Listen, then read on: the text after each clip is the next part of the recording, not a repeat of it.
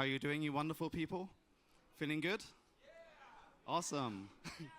Then let's get going. We have a wonderful panel happening right now. We have building niche games, from unusual idea to sustainable studio. Sounds interested. I'm interested. Please tell us, Patrick, what we're doing and who these wonderful people are here. All right. But before we start, I have a question for you. Who knows what synesthesia is? Oh, that's more than I thought. Wow.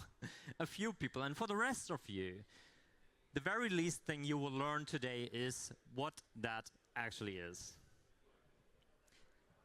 My name, can you hear me well? Good. My name is Patrick Rose. I'm hosting this nice panel today about niche games, which was already introduced. Allow me to show you my deck of champions here. Before we get to them and put them into the spotlight, allow me to introduce myself very quick so you know where I'm coming from. I've been working on a few games you might have heard of or maybe played.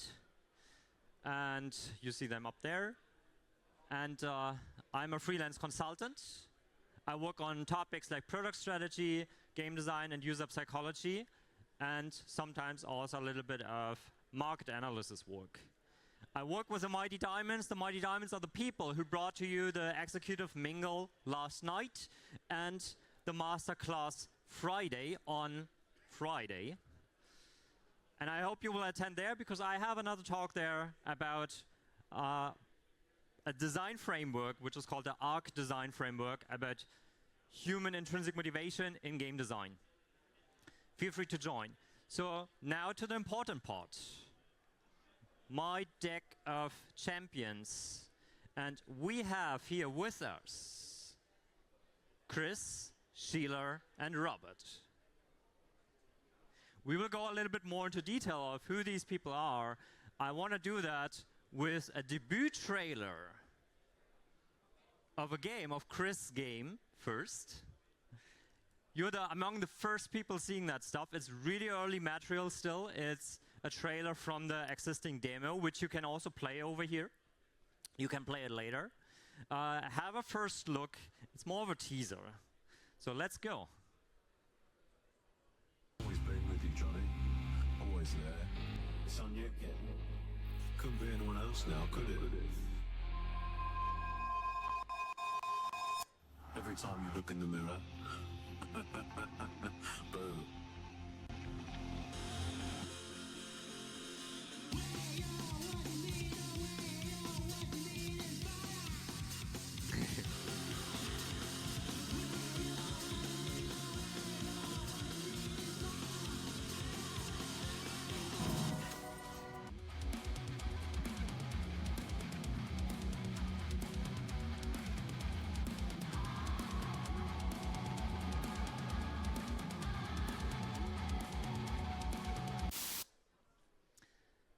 This is a very musical game.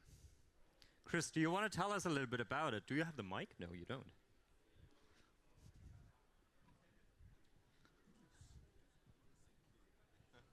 Is this working? Oh, yes. Hello. Yeah, tell you a bit about the game. This comes from my personal experience of having synesthesia. And I started writing it 3 years ago as a TV series as well, as a game framework. It's essentially, at this point, you can experience these sandbox mechanics around music into color, music into visuals, and that's what my experience of life is. So this is some sort of symbiotic relationship there. This is an action-adventure game with rhythm DNA, a lot of story elements, and a musical soundtrack which shifts according to your moods as well. So that's it in a nutshell. Yeah, nice. Very unique. And you heard that word. You said synesthesia. So what is synesthesia now? What is that even? So synesthesia, it's when you have, for me, so it manifests differently for different people. For me, when I hear music, I see color. And that color corresponds to different feelings in the music, different notes, I also have it the other way, where when I see color, I sometimes hear music. So I'm a music producer as well. So I'm constantly writing things. So some of this music is mine, also my team's as well. But yes. Yeah, and this game is all about that, all about the concept of synesthesia, which makes this unique. I've been supporting Chris a little bit, and I can just tell you it's an amazing concept. I really love that stuff. And the music is all made by Chris himself, right? Me and our team. So I need to give credit. We've got an amazing producer, Carlo. We've got a producer, Sean, who had a great career in Britpop. So yeah, we are musical designers. Yeah, perfect. Thank you so much. Now I have another little debut here, a very mysterious one. So we have a lot of new stuff here today, very exciting.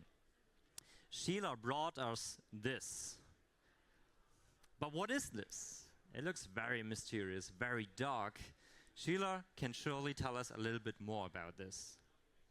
Yeah, this is the first time ever that anything is shown from the studio that I'm currently at, which is called Trollheim Studios. We haven't announced yet, but I asked if I could bring some assets.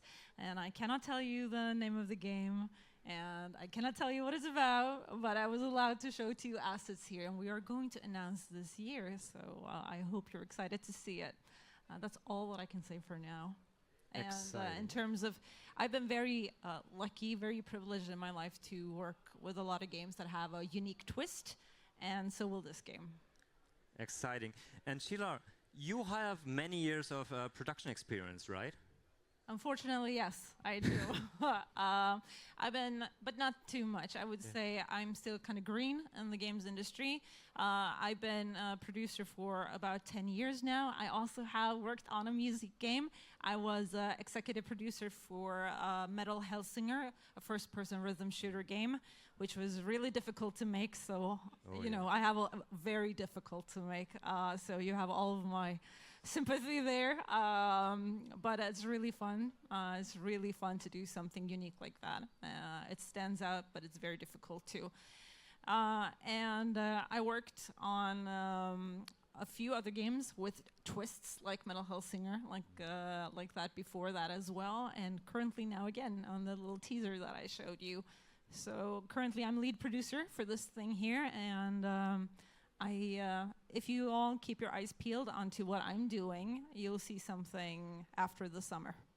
Yeah, and I'm really lucky to have Shila here today because she has another panel today, right, at the Women in Games? Oh yes, thank you for the shout out. You'll see me talk in the Women in Games panel as well at 3 p.m. I believe in Restaurangen. So see you all there hopefully. Nice. Yeah. All right. And what does Robert have for us today? Yeah, I'm sorry, I don't have, I mean, first of all, that looks amazing. Yeah, I've been wondering what they've been creating, so nice. I don't have anything to show today, but apart from my 3 days into the event voice, I'm sorry. But I've been working on quite a few games which I think could be defined as niche throughout the years. I started in 2006, and back then I think it was both easier and harder to make niche games. So I mean, we tried to do a music game at Fat Shark at one stage, never got through. I had the luxury to work at Raw Fury for a couple of years, and I think Raw Fury is in their DNA to make. They call game is art, and a lot of them are quite niche as well. So definitely a subject that I bring close to my heart. So. Yeah. And yeah, really, thanks for having me on this. I love attending this place. I was here last year talking about the challenges of doing indie game startups, and I think it's just a nice thing to tie into what I think is important. It's like in terms of finding a game that stands out in the crowd. So yeah, and I think Robert actually sounds very humble here. He has so many years of experience, and yeah, I think it's this year is actually 20 years, and I did I think I have about 50 games on my portfolio where I'm sort of listed as credit.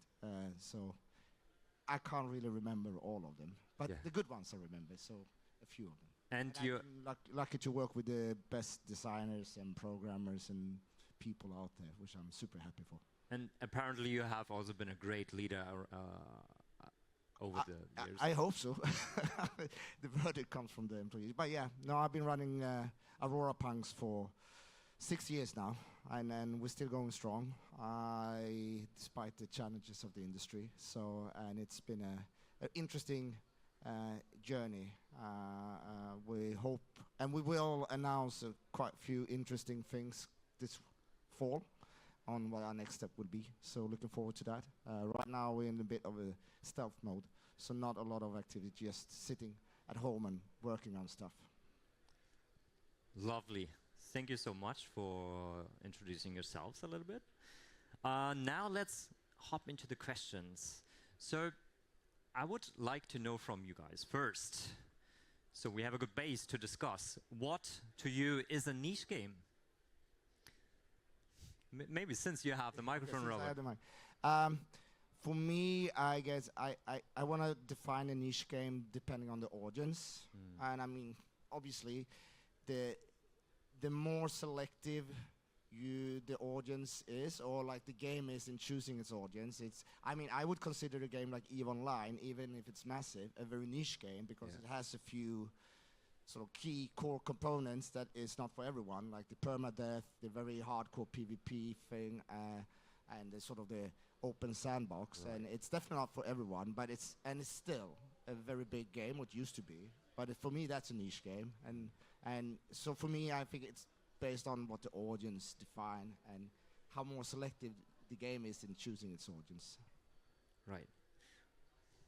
Right. I think this is such a hard question to answer because it does require a lot of nuance, and that time we do not have here. So I would have to oversimplify it by like a lot.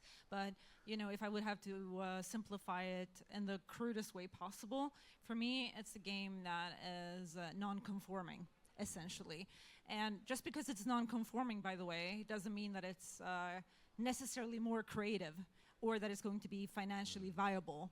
And target audience is very important to look at as well. So yeah, that's simplifying it by quite a lot. Yeah. I mean, I think those are both great perspectives, and I mean, I could add to that and say, I think a niche game is made for the fans. If you know your fans really well. So you mentioned you'd done a rhythm game before. I mean, I love rhythm games, and from my perspective, I'm making this for people who love musical games. But also from a business perspective, if you can end up with something which has commercial appeal, a niche game and a niche market, nailing that, especially one loyal, that can be your break even.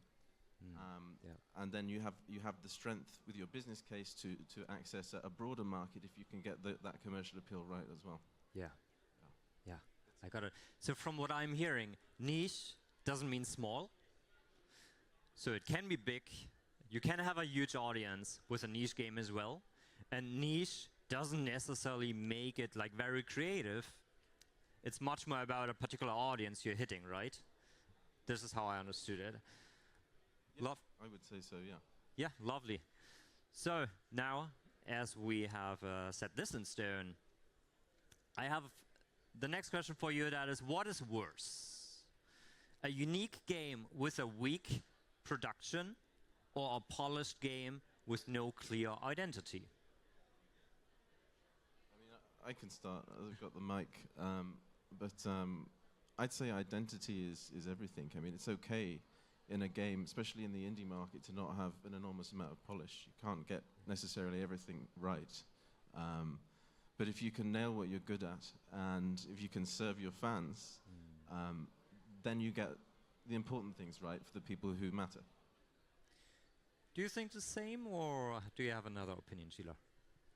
Of course, I'd rather, and I'm a producer, so it hurts to to say, but I'd rather make something that has a strong identity, even if it has a weak production. But I think it's a bit contradicting, to be honest, because when you have a weak production, that means you generally have a lack of identity and process and loss of vision, and if you can, despite that, bring out a game with a strong identity, then that team, is worth its weight in gold. So I don't know if that's really, it does happen, of course, that a weak production can sometimes conjure a unique game, but it's kind of rare that that happens. But yes, in my choice, I'd rather do something with a strong identity than something that's lackluster, but has a strong production or whatever.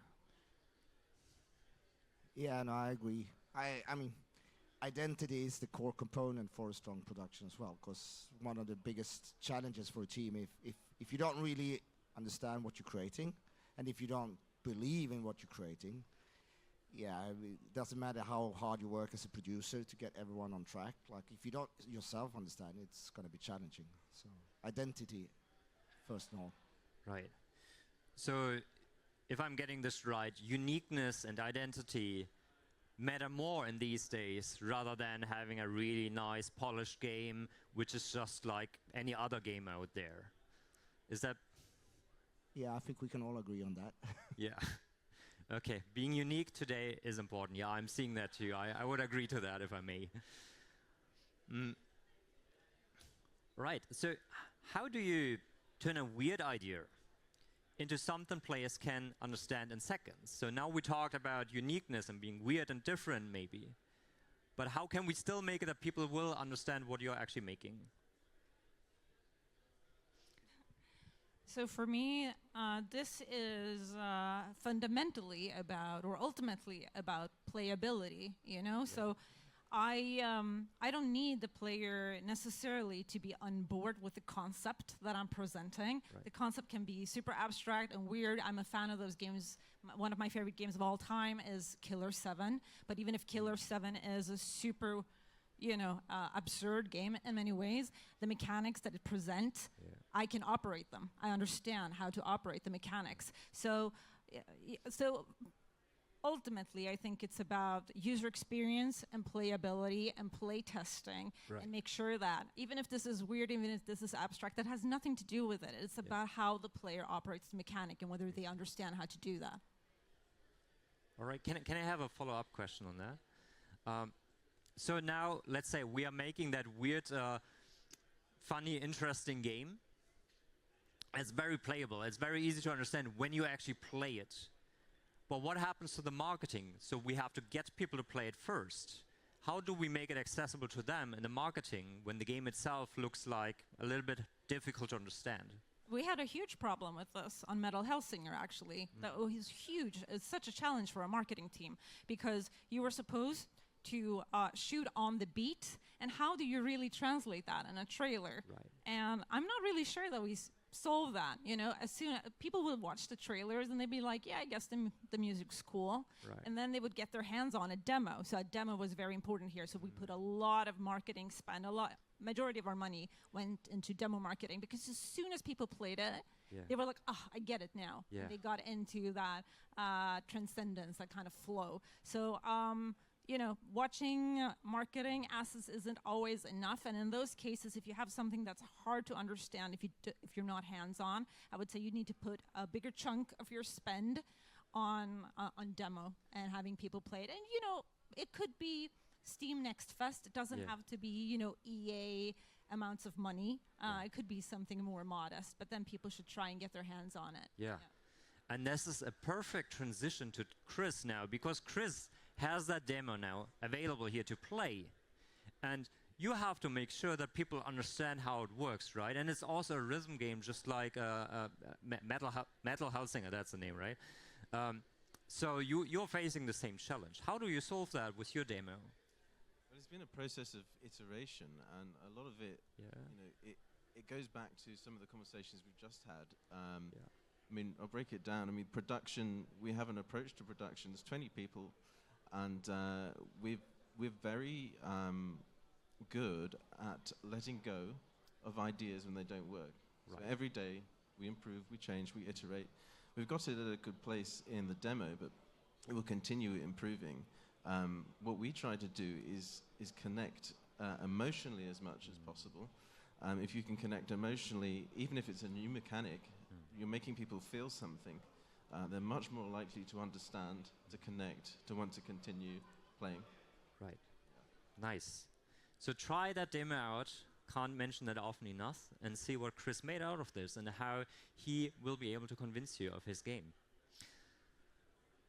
Do you have thoughts on this too, Robert, or shall we move on to the next question? Okay, excellent.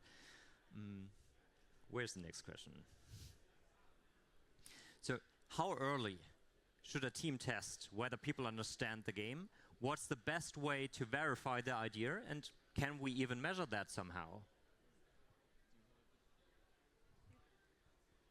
Yeah, I mean, I think there's different stages to this. I do think whenever you have an idea in your head, before you start building anything, it's good to test it on your friends and relatives and peers. It's sort of like, hey, I have this idea. And that is sort of an ongoing process.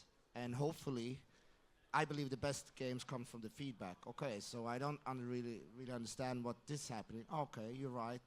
And it's a back and forth. Like, I don't believe that these games, when you lock yourself into a cellar and you come out after 3 years, and it's like, ta-da, it doesn't really exist. Like, the best games will come from this constant communication with others to see how they see it. So, from the day one, or day two at least.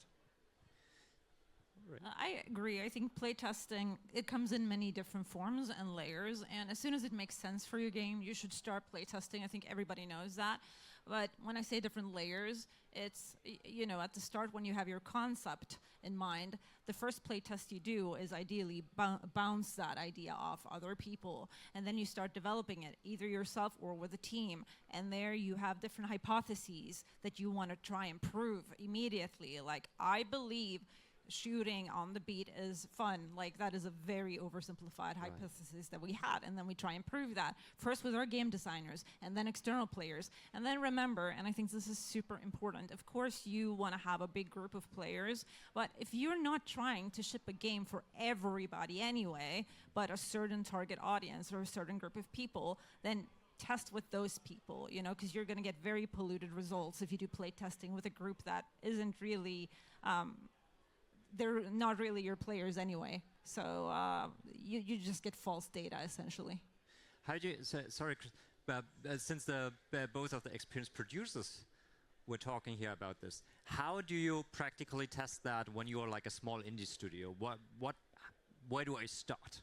People love to help, honestly. It's not that hard. It's like, sure, big studios, they will do huge UXR testing with labs and spend thousands of dollars and stuff. But like when you are a small team, you reach out to your network, ideally. You go to, we have Game Town in Stockholm that have events all the time, for example, and people are encouraged to bring their games there for people that network to come and play. There are many tools to do that and invite people. And you can even, you know, generate like an NDA very fast now to have people come and try your game. So there are cheap ways to do it. And then if you want to, if you have a huge scope, if you want to make a very expensive game, you want to have bigger testing, then ideally you have a publisher and they will be able to help you with bigger sets of testing that cost a lot of money. But if you are a solo dev or a smaller team, there are actually a lot of easy means now to get valuable testing onto your game. Yes. And now we talked a lot about the technical side of testing, if your game is going to work or not. Now I want to talk a little bit more about the emotional side, because I know Chris had cried some emotional times testing his game and iterating it. How does it make you feel? Like, you put the first build out there, you are excited to finally get people to play it, and then not all the feedback is positive. That can feel quite difficult sometimes, right? How do you overcome that? How do you deal with that? Well, my approach is always to stay at a distance from the feedback, not take it personally. That when you're referring to that emotion, we have a team which is driven by passion. So everybody on this team cares, and my job is to keep it impersonal and to make it process driven, and to ensure also, I mean, this is one of the challenges with feedback, where you've got to be careful with emotion and feedback, if people particularly are attached to an idea or a design, is it can become a bit of a trap and a place where there's diminishing returns to pursue continuing to answer every piece of feedback. So that, and that's really where I come in, and I say, okay, this is what we need to focus on. Don't worry about that. You cannot make a game which is 100% right in all areas because it will take 50 years. Yeah. But actually, if you can use feedback in the right way, sometimes lean into the emotion, but most of the time stay at a distance from it so you can make reasonable decisions. Yeah, I'd like to add to that. So the thing is, well, anyone who's, I would say, you know, if you're creating something, immediately you are emotional because being creative comes from an emotional place. It's from a personal place. It's deeply personal, anything creative that we make. And a struggle that I have with playtest data when it comes back is that my team, any team, and I understand why, because again, creativity is deeply emotional, they tend to take it extremely personally, and they tend to be defensive, and because this comes from the inside, and we have biases, and we don't want to face them. So what I try to remind people of, which kind of snaps them out of it, is like, well, who are you making this game for? Making it for you or for the gamers? Of course, it's always a little bit of both, but if you're just making this game and spending millions of dollars and it will only be you ending up playing this and having this emotional experience that you want to give to others, then I assume you will feel that you have failed. So I can empathize, but I try to stick that in front of them, and they tend to snap out of it. Absolutely, and I think for me, so I have areas of my life which are just purely emotional, like I paint, I make music, but this is art and commerce we're doing. So, and the team understands that. We do put a lot of mentorship into making sure that our designers understand the industry. So it's improved the longer we've gone on.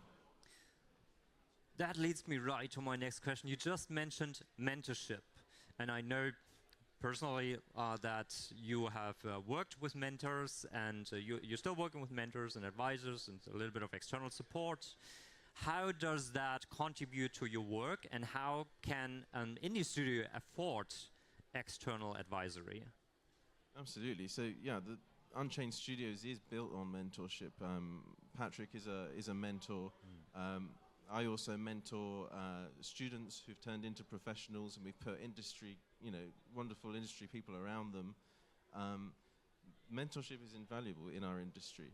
We don't know everything. And the place that I sit, and I try and make the team understand this, and we're a we, not an I. There's no real individual who has any right to say they know, and that's where mentors come in. Yeah. Because you get that external opinion, which is validated from experience, and that is really efficient, because you can, rather than spend weeks debating whether you've got the right design iteration, you can get feedback from people who've done it 100 times. Right? That's really important for speeding up process and stopping any production challenges that an indie team would usually come into. Robert once said something. Yeah, I mean, I think when I started in games, like, it was much more, the indie scene was not existing in the same way, and it was more walled gardens and silos, we said. So I think one of the beauties with the thing you mentioned, Game Town or industry, is like, you always have peers or people who's done this before that you can reach out to. I know when I started Raw Fury or Magic, the first day they had a Slack channel with all the devs from the different projects talking to each other, and it's someone worked with Blender before, I had this problem, and you change. And I think that's an opportunity as an indie studio you should use, as you mentioned, Chris. Like, there might be technical things that you can't answer, and especially today when there's so much shared technology, a majority of us is doing our games in either Unreal or Unity, so technical specifications are now something someone else probably can help you with. So yeah, it's an opportunity to take anytime. And there's so many programs, or just going down to the lunch table at one of these indie places and hey, can someone help me? And a lot of these studios here, sitting here in front of you probably, might have zero budget. How do they find a zero budget mentor? I probably have the most experience with this.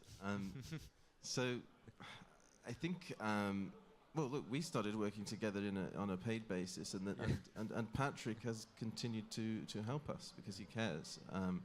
You can negotiate with mentors, and also there's a structure that we have around, personally I funded some of it, and we have MOUs with people. So MOUs are really valuable for making sure that people understand exactly where they are in terms of what they're getting out of working on the game. And dealing with that kind of documentation up front, getting organized, means you can expand your network and grow and use that passion to drive it, but not leave anyone wondering where they stand. Yeah, maybe I can add up to that.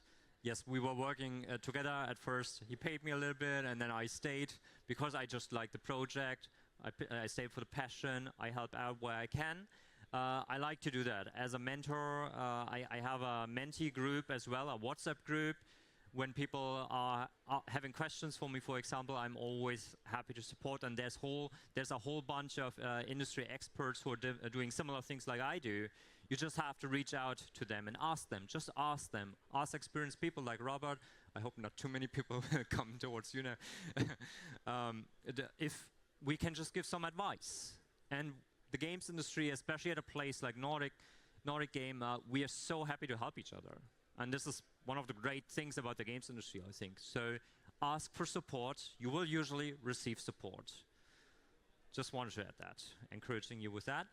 My next question for you is going a little bit more into the data direction, evaluating your idea, your maybe crazy niche idea, maybe a little bit quirky or hard to understand. That potentially also brings a lot of risk. How do you verify that there is room in the market for your type of game, that it actually can also sell, even though it might be a little bit of a funny idea? It goes back to this sort of testing your ideas, and depending on where you are in the project. But I do think there's a trend, or it's been a trend for a while now, to sort of announce your game before there's something playable. Or it used to be that you wanted to let the publisher see it first before you announced it. I do think using the store pages and all the opportunities, whether it's Screenshot Saturday or Steam Next Fest or something, like put something out there as soon as possible, and because you will have to align and pivot sometimes in your initial ideas when you start seeing it. And the playtesters are, like, playtest itself is one of the best way to verify your game. And whether it's the closed beta testing you have on Steam, or you put something out on itch.io, yeah, for sure. Just get something playable or something that conveys the idea as soon as possible in front of people's eyes, and then track data.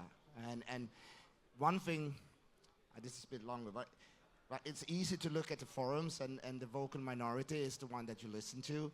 Try to stay away from those that are more, like, I mean, are they part of the core group? As you said before, if it's a niche game, not everyone might understand what you're trying to do. So try to understand, is this a person who understands what I'm trying to do, and should I listen to them? And that could be hard sometimes, but yeah, let me add something to that question. What if I didn't make the game yet, and before I want to waste the next 6 months maybe on a game idea that just doesn't work out eventually? How can I, before I do that, figure out if this is the right decision or not?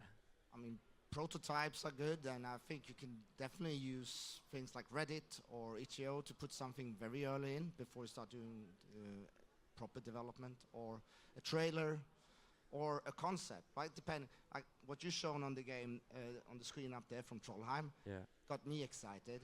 And I mean, there's obviously a lot of production behind it, but you could sort of do that as a mood picture. It's like, is this something interesting for you? I said, yeah, it is. I don't nothing about the game, but what I saw, this is, and that's verification. Yeah. Any other thoughts to that? There you go. Please. How did you verify your crazy game idea? So it was something I find interesting is data. Not everyone finds it interesting, but learning to read the market and see what it's doing. And the rhythm game genre is at a period of maturation. So we had early arcade versions, and now we're starting to see areas of development into RPG. Our game is trying to bring all of that together, and we could read the numbers and see that this market is actually going into the mainstream. So you can build a macro picture. It supports the passion. Yeah. So where do indie studios get data from? So anywhere you can find it. We used a lot of Steam data that we could find. Statista is very good as well. And there's a lot of websites like Statista that have their own niches. So yeah, just research, anything you can find, put it together, and you'll start to build a picture of why you're doing the right thing, or if you're not, then you can pivot. All right. So I think that is some very practical advice. Data, in my opinion, is really important. Before you come up with the idea even, looking at the market, what is possible, where there's still room for you, and then maybe going that direction. And then your ideas can also be a little bit crazy. I think that's a good approach. But that's me. I'm used to be an analyst, so what shall I say? Publisher or self-publishing? This is a great question because it really depends. And here's where a lot of people, I think, they make a mistake. They don't think about their long-term or short-term goals. And that really matters. So there are pros and cons to both. So let's say you want to build a studio. Then that is very hard. You're building a studio, and maybe you're also building a brand new IP. If you're going to self-publish as well, then welcome to the nightmare, buddy. There's going to be a lot of work for you to do.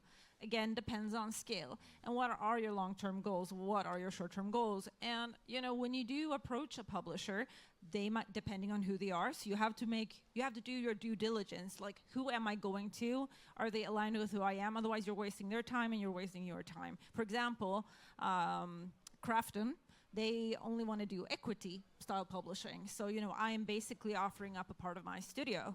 Do I want to do that? And some are saying, sure, we'll publish your game, but we'll want to own your IP for 3 years, 8 years, or forever. Do you really want that? Maybe it doesn't matter to you. But if you want to make something that is kind of okay, makes a lot of money, is industry conforming, so that you can do your next thing, maybe that's worth it. So it depends. So what I would urge everyone to do really is, like, when you create your game, whatever it is, your first one or your 10th one, look at your short-term goals and your long-term goals, really, because that will shape your ask and whether you should go to a publisher or self-publish. Lovely advice. Robert has more advice. Yeah, I mean, also on the financial part and the deal setup is super important. But I also think, especially if you're making a niche game, regardless if you go with a publisher or self-publishing, even maybe self-publishing is more valid because you, like you said, this is something born from your passion for rhythm games, and the chances are you understand your audience better than many publishers. Like if I were making a very niche simulation game, I would love to work with Astragon or something because they know the audience, but I wouldn't necessarily try to take that specific game to a general publisher because it's like even if it's a big publisher, they might not understand the target audience for it. And I think it's important to see whoever you partner with, are you on the same page on where who to talk to and what's important for the game. I'd agree with that, and I think it depends what you want to achieve as well. I mean, our ambition for this game is to take it into the mainstream. It's driven a lot by narrative, and I have a story that goes alongside it, a TV series that I'm exploring creating right now. And for me, a publisher could be useful and helpful with the commercial experience that they have. But for me, it's important we have the right fit, that it's passion-driven, and that these will be people that could be fun to work with and would care about the creative side as well as the monetary side. So I think it really depends on what you want to achieve. And there's no right answer or right fit. Yeah. It just depends. Yeah. Okay, I have a final advice question. What is the one thing you wish every niche indie team understood before they started pitching? I have so many opinions. You want to go first? I mean, coming back to the last question, I think who are they making their game for? I mean, I know we're all driven by passion and we make a game for ourselves, and that's fine.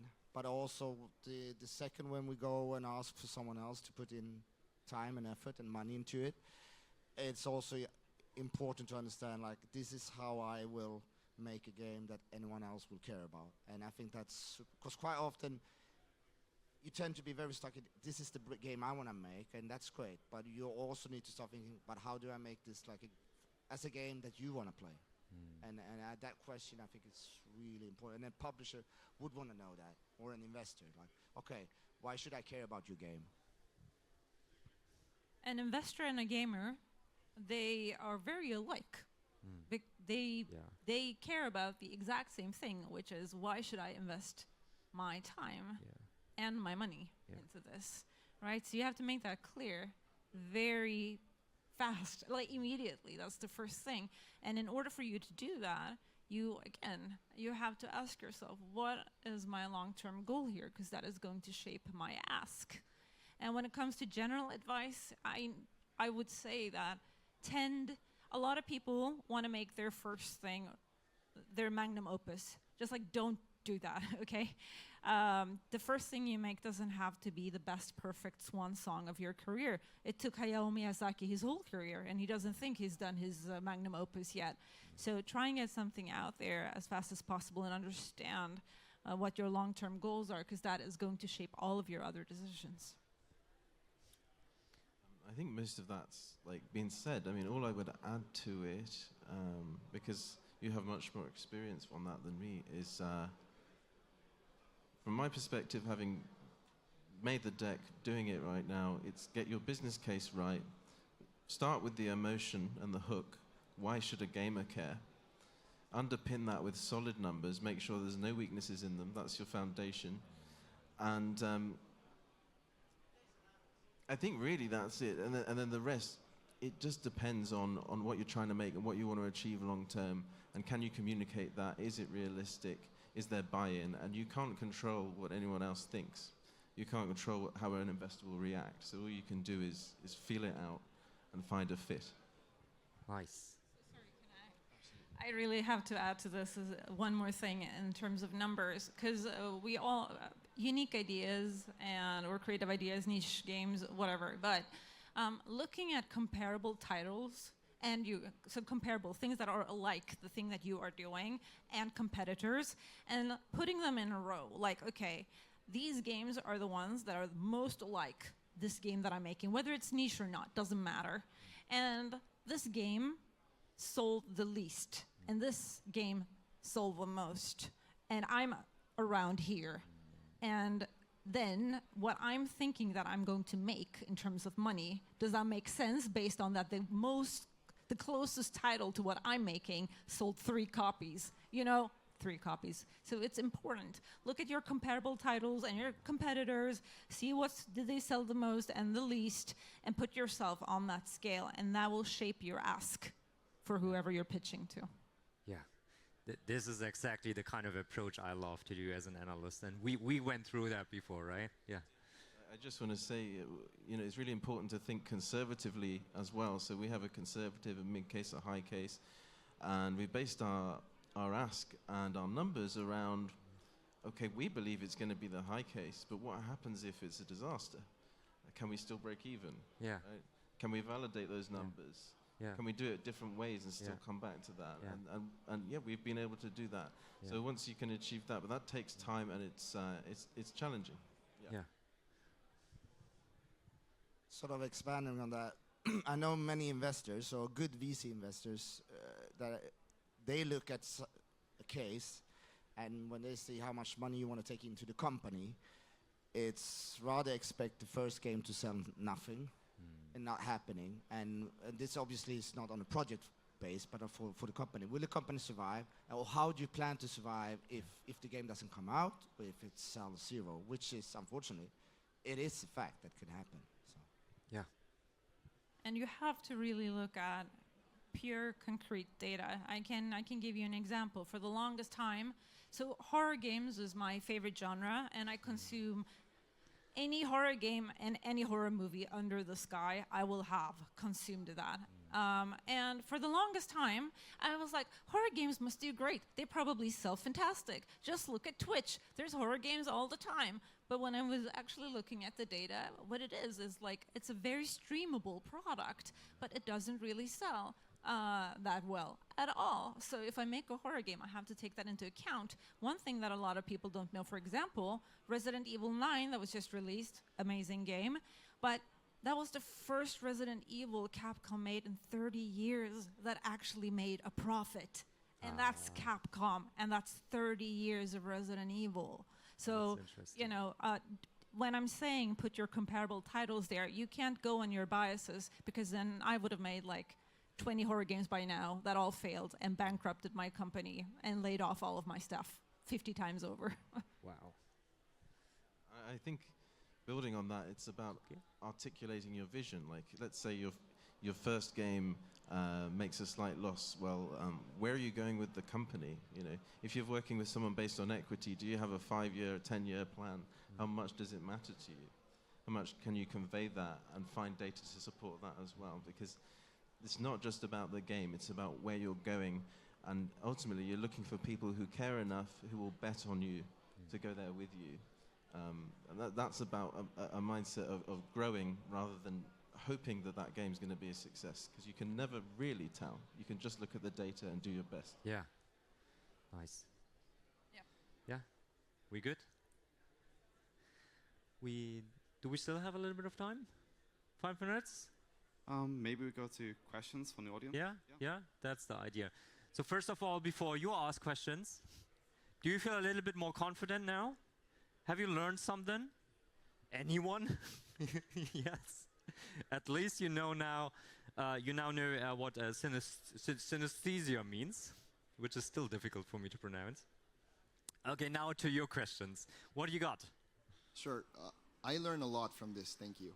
Excellent. I have a question about, let's say a studio made their first game and it's moderately successful. They have some extra budget and now they're deciding what to do next. My question is, how much time should be put on putting extra marketing on this game that's already out, and how much should be put in making the next game? Since we're talking about sustainability, like, what should be the focus there? I wouldn't put marketing spend on the thing that's out anymore. And I'm not saying let it die. You should, if it's a game that you're maintaining, you have to have some kind of community support that costs money. You have some service teams, some QA maybe. I don't know the size of your team. I wouldn't put more marketing spend into it, like active money. I'd rather look at kinds of showcase events that are free and open to smaller teams. And another thing, you shouldn't release your game and now start thinking about what the next thing is. You start thinking about the next thing 3 months before or 6 months before you finish the thing you're on. But if you can't, you can. But ideally, that's the situation. I also think, going back to your 5 or 10 year plan, like when we at Fat Shark did Vermintide 1, we quite early, lucky enough, started thinking about when will it be Vermintide 2, because what happens is you start putting especially if it's a live service game, you start adding new features into it, and it's just, I mean, I don't say anything is right or wrong, but you need to be conscious about the decision you take. Is this gonna go into the second one? How it will affect, because you have buckets and your audience gonna be staying in Vermintide 1 or go to the next game. So you at least have a plan, and whether you do A or B, that all depends on, but you need to think about it. All I would add to that is just the mindset of having emotional perspective from the 5 to 10 year plan and not thinking in details too far ahead. You shouldn't be thinking about everything that's ahead in as much detail as you are about what's in front of you, because that's very tempting, but it leads to, I've seen a lot of people try that and it leads to burnout. So you have to believe it's going to work on your first game, and you have to have that faith, and it just might. And if not, you have the backup plan. Very practical and emotional advice. Do we have one more question? There. Oh, okay. Hi. Thank you for the panel. It was really great. I was just wondering, in terms of If you're targeting a niche audience, after the game is released, it's open to basically any user, player base, right? You can have players who aren't part of that niche, and they may be turned away from that game.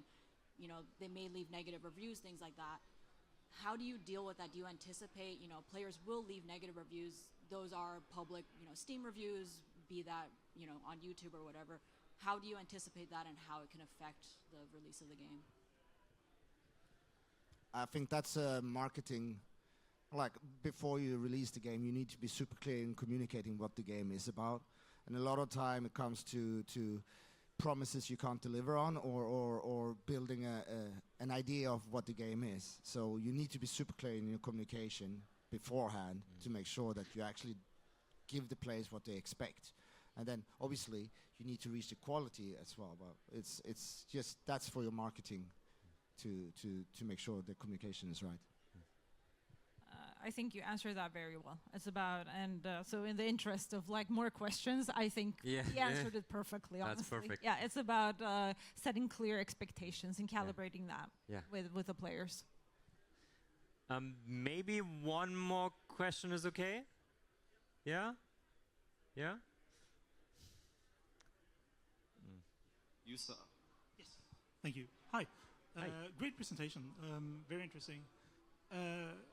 It's not an indie question, but I really like the Resident Evil games. You said that this was the first time they had made a profit. Do you have any clue as to why, or any guesses as to why they haven't made profit previously?